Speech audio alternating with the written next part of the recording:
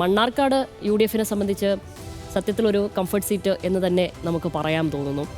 കാരണം മണ്ഡലചിത്രം പരിശോധിക്കുകയാണെങ്കിൽ ഭരണവും ഭരണ തുടർച്ചയും ഉണ്ടായിട്ട് പോലും CPI സ്ഥാനാർത്ഥിക്ക് വോട്ട് ചോർന്ന ചരിത്രമാണ് ഇവിടെ നമ്മൾക്ക് കണക്കുകൾ പരിശോധിക്കുമ്പോൾ കാണാൻ കഴിയുന്നത്.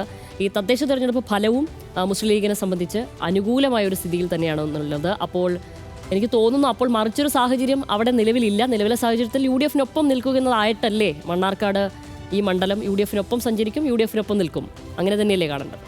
നിലവിൽ ഈ സാഹചര്യങ്ങളൊക്കെ വെച്ച് പരിശോധിക്കുമ്പം അത് UDF-ന് പാലക്കാട് ജില്ലയിൽ പ്രതീക്ഷിക്കാൻ കഴിയുന്ന ഒരു മണ്ഡലം തന്നെയാണ് മണ്ണാർക്കാട് എന്നുള്ള കാര്യത്തിൽ സംശയമൊന്നുമില്ല. പക്ഷേ അവരെ ചില പ്രശ്നങ്ങൾ ഇപ്പം മുസ്ലിം ലീഗിനകത്ത് ചില പ്രാദേശികമായ ചില പ്രശ്നങ്ങളുണ്ട്. ഷംസുദ്ദീൻ നാലാമത്തെ തവണയാണ് ഇപ്പോൾ അദ്ദേഹത്തിന് സീറ്റ് കൊടുക്കുകയാണെങ്കിൽ 4ാമത്തെ തവണയായിരിക്കും അദ്ദേഹം മത്സരിക്കുക. അദ്ദേഹം തന്നെയാണ് മണ്ണാർക്കാട് മത്സരിക്കുക എന്നുള്ളതാണ് ഇതുവരെ വരുന്ന വിവരങ്ങൾ.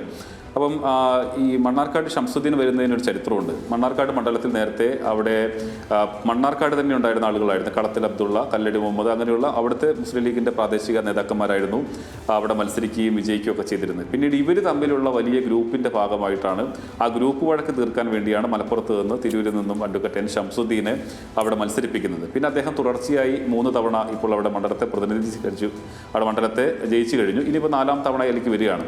അപ്പം ഇത്തവണ വന്നൊരു പ്രശ്നം എന്താ വെച്ചാൽ അദ്ദേഹത്തെ മാറ്റി അവിടെയുള്ള കഴിഞ്ഞ മുൻ നഗരസഭാ ചെയർമാൻ ഉൾപ്പെടെയുള്ള ആളുകളെ പേര് പ്രാദേശികമായി ഉയർത്തിക്കൊണ്ടുവന്നു. അങ്ങനെ അദ്ദേഹത്തെ മത്സരിപ്പിക്കണം, ഫൈദ ബഷീർ ഉൾപ്പെടെയുള്ള ആളുകൾ മത്സരിപ്പിക്കണം എന്നൊരു ആവശ്യം പ്രാദേശികമായി ഉയർന്നു കഴിഞ്ഞിട്ടുണ്ട്. പക്ഷേ സംസ്ഥാന നേതൃത്വം എങ്ങനെയാണ് അതിനെ കാണുന്നതെന്ന് നമുക്ക് പറയാൻ കഴിയില്ല. അപ്പം മുസ്ലിം ലീഗിനകത്ത് ഒരു ചെറിയ പ്രശ്നം ഇത്തവണ ഉണ്ടാകുന്നുണ്ട്.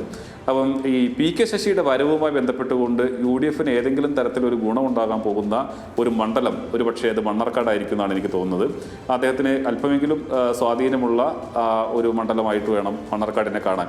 അതാണ് മുസ്ലിം ലീഗിന് ഇത്രയും ഒരു PK ശശി വരുന്നതുമായി ബന്ധപ്പെട്ടുകൊണ്ട് വലിയ തോതിലുള്ളൊരു പ്രോത്സാഹനം കൊടുക്കാനോ അല്ലെങ്കിൽ പിന്തുണ കൊടുക്കാനുള്ള ഒരു പ്രധാനപ്പെട്ട കാരണം അതിൻ്റെ ഗുണം മണ്ണാർക്കാട് കിട്ടും എന്നുള്ളതാണ്.